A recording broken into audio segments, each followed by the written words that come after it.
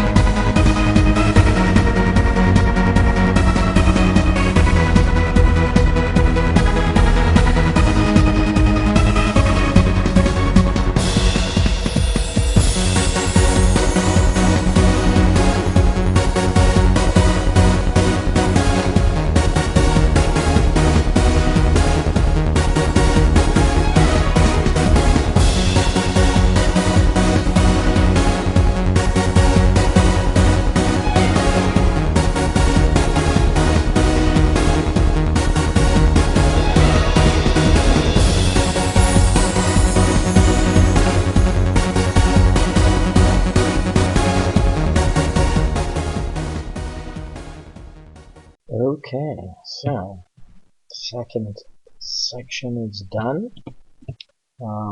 Still moving along all right. Going a little longer than I really often want the interludes to, but I knew that would probably be the case with this one.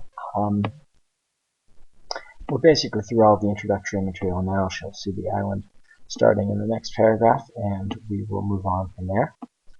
I don't know what commentary I can offer here on this scene. I do want to show Rysn growing a bit, and considering this scene isn't going to be in chronology with the rest of the book, meaning there's I imagine a longer space between this scene and the last Rysn scene than has happened between with the rest of the chronology between the first book's Shallan chapters and the second book's Shallan chapters, for example. These allow me a little bit more flexibility and things like that. So I imagine she's been traveling now for maybe 7 or 8 months past what happened there, which has allowed her a little bit of perspective on the trading, so she can grow. We can show her that she's maturing a little bit, and that seems good for her. And we will get into the rest of the story with the next scene. Alright.